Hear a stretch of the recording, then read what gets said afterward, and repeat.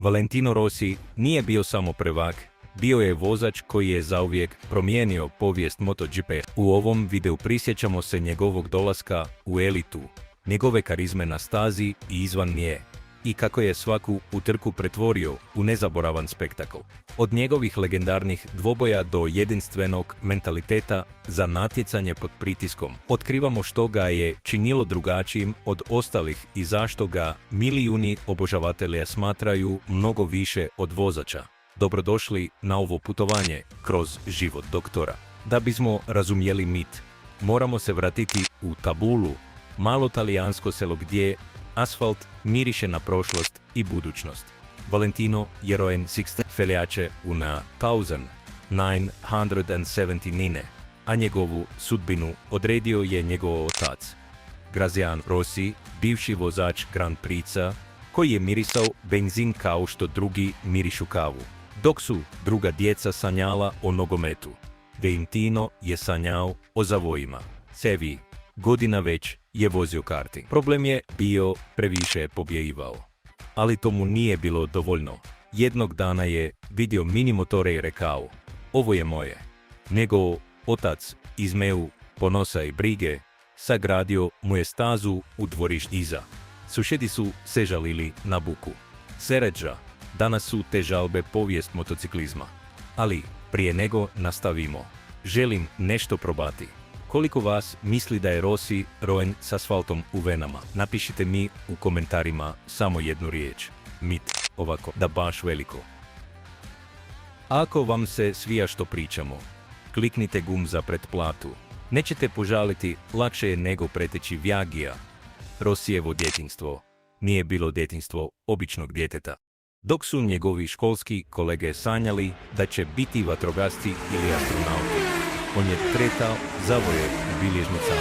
Njegova majka, Estefania, priča da je Valentino zaspao gledajući snimke utrka. Njegov otac, Graziano, brzo je shvatio da ne odgaja samo još jednog sina, već budućeg predatora asfalta. S 11 godina već se natjecao u minimotima na nacionalnoj razini.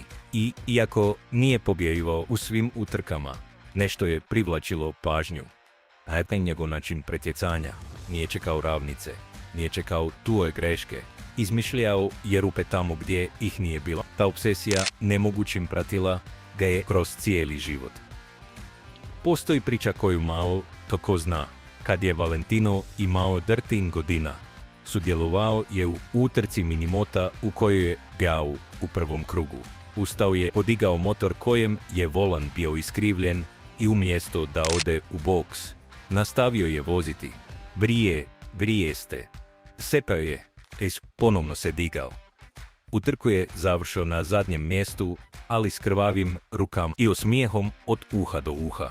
Kad je došao do oca, rekao mu je: jesi li vidio kako sam pretekao trojčicu u 7. zavoju? Motor je bio razbijen, a ja sam i svejedno pretekao. Graziano je tada shvatio da ne odgaja samo još jednog vozača, nego obsesivca. Ta sposobnost da pati bez prigovaranja i pretvaranja boli u spektakl bit će konstanta u cijeloj njegovoj karijeri. Još jedna rana anegdota: s 14 godina Rossi je sudjelovao na talijanskom prvenstvu minimoto utrka. Na posljednjoj utrci godine trebao je pobijediti da bi bio prvak. Krenuo je zadnji zbog lošeg starta i umjesto da se preda, počeo je pretjecati jednog po jednog. U posljednjem krugu uspio je doći na prvo mjesto i pobijedio u utrci. Kasnije, kad su ga pitali kako je to učinio, odgovorio je: ne znam, samo sam mislio da ne smijem izgubiti. Ta rečenica, nisam smio izgubiti, sažima njegov mentalitete tijekom cijele karijere. Nije vozio da bi pobijedio, vozio je da ne bi izgubio. A to je vrlo različito. Godine 1996. Sa samo 17 godina, Rossi debitira na svjetskom prvenstvu u klasi 125 kubika sa Aprilijom. Te godine ne pobjeđuje, ali nešto se primjećuje, nije to njegova brzina, već njegov pogled. Dok ostali vozači imaju lica vojne koncentracije, on silazi s motora i pravi šale. Što djeve dene iz Preun Devo en 1997 dominira s 11 pobjeda, 13 postolja i svojim prvim svjetskim naslovom. Tajna je bila da je vozio kao da je igrajući nogomet s prijateljima. Zatim je došao do 150 kubika, skok u težini, snazi, ludila. U 1999 ponovno prva, ali svijet još nije znao da gleda životinju drugačiju. Kad je Rossi stigao u kraljevsku klasu, ostali su mogli samo gledati. Godina 2000 bila je njegova prva godina u 500 kubika s Hondom, peti u prvenstvu i učenje. Ali 2001, 7 pobjeda, 9 postolja i njegov prvi naslov u kraljevskoj klasi. To je učinio s motorom koji su mnogi zvali krvna zvijer, 500 kubika koji je grizao onoga koga ne bi poštovao, a on ga je ljubio u svakom zavoju. Ali ono što je promijenilo povijest nije bilo sam pobijediti, već kako je to činio. Dok su vozači gledali štopericu, Rossi je gledao suparnike u oči. Počeo je pretjecati tamo gdje nitko nije pretjecao, kočiti kasnije, smijati se na postolju. Stara škola motociklizma, ozbiljna i hladna, ostala je zalena. Osim toga, Rossi je shvatio nešto što nitko prije nije shvatio. Spektakl je također dio sporta u doba kada su vozači davali robotske intervjue i prazne poglede. On se pojavljivao s personaliziranim kacigama svaki tjedan. Jedna kaciga s licem psa, druga s divovskim suncem, treća s posvetama svojim idolima. Navijači su ludjeli. Odjednom, MotoGP nije bio samo grupa muškaraca koji kruže, bio je to cirkus, kazalište, zabava. A Rossi je bio klaun, majoničar i gladijator, sve u isto vrijeme. Sjećam se anegdote s velike nagrade Italije u Mugellu 2000. Rossi je stigao na stazu s kacigom na kojoj je bila naslikana njegova vlastita grimas. Kad su ga novinari pitali zašto, odgovorio je: rivali toliko smijati da će zaboraviti kočiti većom od 5 sekundi. Ta razina psihološkog teatra bila je nevijena u motociklizmu. Rossi se nije utrkivao samo protiv motora, već i protiv umova. I uvijek je bio korak ispred. Godine 2002 dogodila se i povijesna promjena. Motori od 500 kubika ustupili su mjesto četverotaktnim MotoGP motorima. Mnogi vozači su se teško prilagođavali, Rossi nije. On je bio prvi koji je shvatio da novi motori trebaju nježniji, manje grub stil. Dok su ostali nastavili driftati kao u doba dvotaktnih motora, Rossi je počeo voziti čiste, savršen zavoje, gotovo bez pokreta. Honda RC Destera Terrieri bila je raketa, ali bez Rossija ne bi bila nepobjediva. Te godine pobjedio u 11 od 16 utrka. Skandal. Evo trenutka koji razdvaja dobre od besmrtnih. Kraj 2003. Rossi napušta Hondu, nepobjedivi motor, i odlazi u Yamahu, koja godinama ništa nije osvojila. Novinari su rekli što se dogodilo. Prva utrka 2004 i Forgona Južna Afrika. Rossi kreće s pole poziziona, bori se protiv Biagi i Gibernau i pobjeduje. Ne samo da pobjeduje, slomio im je dušu. Te sezone osvojio 9 utrka i osvojio svoj prvi naslov s Yamahom. Ključna činjenica: Yamaha nije osvojila svjetsko prvenstvo od 1992. Ranije došao je Rossi i u godinu dana to učinio. Magija, ne. Talent, rad i obsesija da dokaže da je on bio razlika, a ne motor. Ta sezona 2004 jedna je od najproučavanijih u povijesti motociklizma.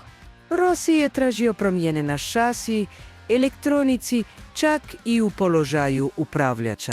Japanski inženjeri Yamahe, naviknuti da japanski vozači kimaju glavom bez prigovora, naišli su na Talijana koji je prstom pokazivao svaku grešku. I ne samo da je pokazivao, sjeo bi na motor, odvozio 20 krugova i vratio se s odgovorima. Izgradio je men po svojoj slici i prilici. Rezultat je bio motor koji, iako nije bio najsnažniji, bio je najupravljiviji u zavojima. A Rossi, svojim glatkim i progresivnim stilom, tjerao ju je da pleše kao da je valcer u 3 takta. Ali pravi udarac stigao je u drugoj utrci te sezone, u Jerezu. Tamo je Rossi pretekao Biagija u posljednjem zavoju, na travi, doslovno. Ubacio je kotač tamo gdje nije bilo asfalta, podigao prašinu i zemlju i izašao jačama naprijed. Biagij, koji je trebao pobijediti, ostao je spuštenih ruku. Nakon utrke, Biagij je rekao je, to nije vožnja, to je ludost. Rossi je odgovorio, ludost je ne pokušati.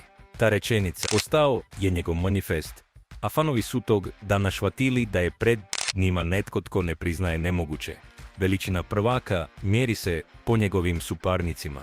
I Rossi je imao najbolje. Max Biagij, rimski kar, ozbiljan, proračunat, hladan. Rossi ga je pobjedio osmijesima i nemogućim pretjecanjima. Njihovo rivalstvo bilo je filmsko. Talijanski tisak potpirivao je vatru, obrazovanji Rimljanin protiv provincijskog huligana. Na stazi su se dodirivali, gledali se poprijeko, gestikulirali. Ali Rossi je uvijek imao prednost. Dok je Biagij svaku izgubljenu utrku shvaćao kao osobnu tragediju, Rossi je svaku pobjedu shvaćao kao dobru šalu. Sete Gibernau, Španjolac koji mu je skoro oteo naslov 2003 i 2004, ali Rossi ga je nadmašao majstorskim potezom u Jerezu 2005, pretjecanjem u posljednjem zavoju. Gibernau nikad više nije bio isti. Ta utrka se pamti jer je Rossi ušao tamo gdje nije stao ni komarac. Gibernau je zatvorio vrata, ali Rossi je već bio unutra. Dodirnuli su se, Rossi je ostao na kotačima i prvi prešao cilj. Gibernau je pak pao. Od tog dana, riječ Rossi mu je stvarala noćne more. Zapravo, Gibernau je godinama kasnije priznao da ga je taj zavoj proganjao do kraja karijere i da nikad nije mogao dobro spavati noć prije utrke protiv Rossija.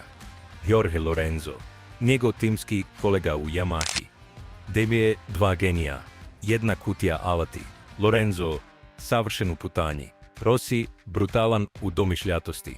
Sudarali su se, mirzili se, poštovali su se. Bilo je godina kad je Yamahin boks izgledao kao ekspres lonac. Lorenzo je pobjevivao utrke s kirurškom hladnokrvnošću. Rossi ih je pobjevivao s dušom toreadora. 2010. Lorenzo je bio prvak, a Rossi je slomio nogu. Manja i rivalstvo je ostalo živo sve dok Rossi nije otišao u dućan, a zatim se vratio u Yamahu. Zanimljivo, danas su prijatelji. Vrijeme i godine popravljaju ono što kotači unište. Laurienzo je jednom rekao protiv ikoga. To je veličina suparnika. Casey Stoner, leteći Australac, s ducatijem koji je izgledao kao projektil. Rossi se morao ponovno izmisliti da ga uvati. Stoner je bio najbrži vozač na suhom, čisti prirodni talent. Ali gdje je Rossi pobjegivao, to je bila dosljednost i u ratu psihološkom. Dobacivao mu je uvrede na preskonferencijama. Govorio mu je da pobjeguje samo zato što mu je motor najbrži na ravnom. Stoner, preosjetljivu, ljutio se i griješio. A Rossi, kao stari lizac, to je koristio. Jednom je Stoner rekao, je odgovorio. Stoner je bio brži u čistoj brzini. Rossi mu je osvojio naslove zbog dosljednosti. I Marc Marquez, nasljednik. Bitka u Sepangu 2015. Bila je kraj jedne ere i početak druge. Te sezone, Rossi je stigao kao lider na kraju prvenstva. Marquez, već matematički eliminiran, vodio je dvoboj vrlo žestok u Maleziji. Bilo je kontakta, udarac nogom u nogu za koji je Rossi rekao da je bio nenamjeran, ali ponovljena snimka ostavila je sumnje i kaznu zbog koje je startao zadnji u posljednjoj utrci. Izgubio je naslov protiv Lorenza. Bio je to početak kraja, ali i dokaz da je Rossi Series X godina tada još uvijek bio sposoban uplašiti 20-godišnjaka. Marquez je godinama kasnije priznao: bez Rossija ne bih bio isti vozač. Naučio me boriti se. Čekaj, napravimo brzu pauzu. Od svih ovih rivala, tko je po tebi najviše ugrozio doktora? Samo jedna riječ komentarima. Baigi, Gibernau, Lorenzo, Stoner ili Marquez. Onaj koji te najviše boli, a ako još nisi pretplaćen. Što čekaš, ovo tek počinje. Klikni pretplati se jer krivina je oštra. Ono fascinantno je da sav taj humor nije bio gluma, bio je njegov štit i mač. Dok su se drugi trošili pod pritiskom, Rossi je organizirao zabave s timom, maskirao se u likove iz videoigara i šalio se na startnoj liniji. Ali kad bi spustio vizir, pretvarao se u taktičku životinju. Proučavao je svoje rivale utrku po utrku.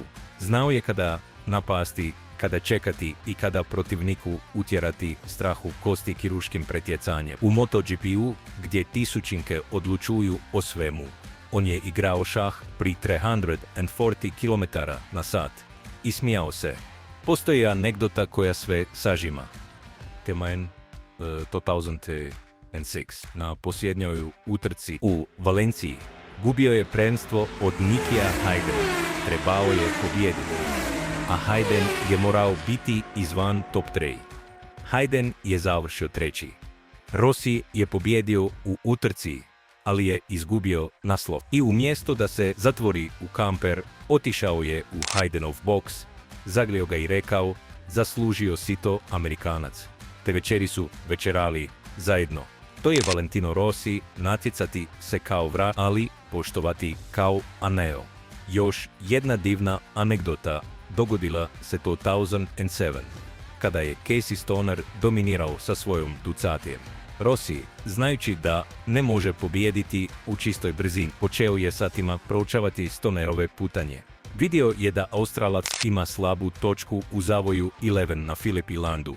Trenirao je taj zavoj 1000 puta. Kad je došla utrka, prestigao je Stonera točno tamo. Stoner je gledao u nevjerici. Poslije je priznao: ne razumijem kako me je tamo mogao proći.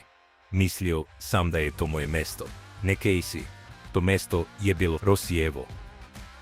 Tu je i priča iz 2008 u Laguna Seči protiv Stonera.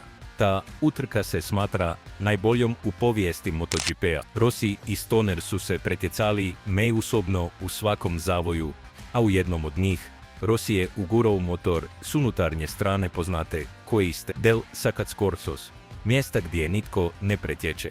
Izašao je na travu, vratio se i pobjedio u utrku. Poslije je rekao: ili ću pokušati ili ću se pomiriti s drugim mjestom, a ja se ne mirim. Tog dana rodila se legenda unutar legende. Mnogi prvaci odu i ponesu svoje tajne.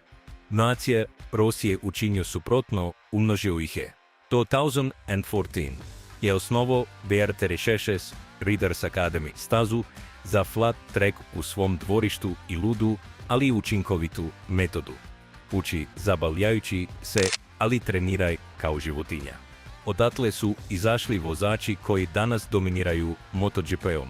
500 Bagnaglija, dvostruki svjetski prvak, Franco Morbidelli, Marco Bezzecchi, Lucia Marini. Svi oni nose Rossijevu školu u venama. Nisu samo naučili prolaziti zavoje, naučili su upravljati pritiskom, slaviti s poniznošću i poštovati suparnika. To je pravo naslije. Danas, kad vidiš Bagnaju kako prečeće u zadnjem krugu, vidiš djelić Valentina Rossija. Akademija samo mjesto za treniranje, to je filozofija. Rossi ih uči koristiti motor kao produžetak tijela, ali i koristiti glavu. Kaže im: ne imitirajte moj stil, pronajdite svoj. I dečki rastu. Danas je pola MotoGP grida prošlo kroz akademiju. I svi oni, kad pobijede, pokazuju prema nebu ili rade gestu 46, jer znaju da bez njega ne bi bili tamo. Osim toga, Rossi je osnovao vlastiti tim, VR36 Racing Team, koji trenutno se natječe u MotoGP-u s Ducati motociklima. I to je učinio s vrlo jasnim kriterijem davati prilike mladim Talijanima. Ta je ekipa prirodni nastavak akademije. Rossi više ne vozi, ali njegove boje, broj 46 i njegov način švaćanja motociklizma i dalje su na stazi. Dok god vozač BR6 izvodi nemoguće pretječanje, Rossi će živjeti na asfalt. Hladne brojke kažu najsvjetskih naslova. 115 pobjeda na Grand Prix utrkama, 18 u MotoGP-u. 235 postolja, 65 pola pozicija, ali brojke ne govore kako se oporavio od brutalnih padova kao u Mugellu 2010, kad je slomio nogu i vratio se u trkama 41 dan kasnije. Liječnici su mu rekli treba 3 mjeseca odmora. On je stavio personaliziranu udlagu, sjeo na motor u Sachsenringu i završio 5. sa slomljenom nogom. To ne ulazi u statistiku. Brojke ne govore da se to 2017. 78 godina još borio za postolja, a to 2021. 7 godine oprostio u Valenciji uz 10-minutne ovacije. On je jedini vozač u povijesti koji je osvojio svjetska prvenstva u 4 različite klase. One 125 kubika, 250 kubika, 500 kubika i MotoGP. Nitko drugi. Također je vozač najviše uzastopnih sezona u kojima je osvojio barem jednu utrku. 26 sezona od 1996 is do 2021. Nevjerojatno. I vjerojatno je vozač koji se najviše puta probio zaostalih pozicija, do 24 mjesta nadoknanih u jednoj utrci. 13. studenog 2021. Svijet motociklizma je stao. Valentino Rossi je posljednji put prešao ciljnu liniju kao MotoGP vozač. Nije pobijedio u toj utrci. Bio je 10. ali publika nije skandirala pobjedniku.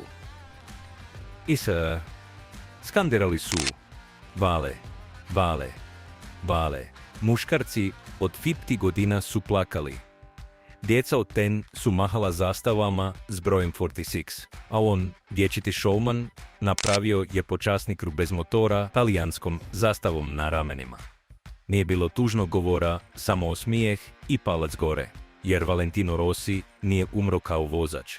Samo je promijenio kacigu. Danas Rossi vozi automobile, uđete u World Challenge-u i vlasnik je svog tima u MotoGP-u. I dalje je najdraži vozač, iako ne pobjeduje. Zašto? Jer je sve podsjetio da je sport emocija, a ne samo statistika. Da pretječanje može biti umjetnost. Da se može biti konkurentan, a da nisi robot. BV fanovi nisu samo htjeli da pobijedi, htjeli su ga vidjeti maskiranog, vidjeti njegove strategije psihološkog rata, vidjeti ga kako plazi jezik svojim rivalima. Učinio je da tvoji roditelji, tvoji ujaci, pa čak i tvoji džedovi znaju tko je bio tip na žutom motoru s brojem 46. Valentino Rossi nije bio samo prvak, bio je vozač koji je zauvijek promijenjen povijest MotoGP-a. Naučio nas je da je talent bez karizme buka, ali da je karizma bez talenta dim. On je spojio oboje i stvorio savršenu oluju koja je trajala 26 godina. Od njegovih legendarnih dvoboja do njegovog jedinstvenog mentaliteta za natječanje pod pritiskom. Otkrivamo što ga je činilo drugačijim od ostalih i zašto ga milijuni obožavatelja smatraju mnogo više od vozača. Istražujemo njegovu putanju kroz svjedočanstva, povijesne prekretnice i utjecaj njegove osobnosti na motociklizam. I shvatili smo kako je kovao nezaboravna rivalstva i ostavio trajno nasljeđe stvaranjem vlastite akademije talenata. Prije nego odeš, samo jedna stvar.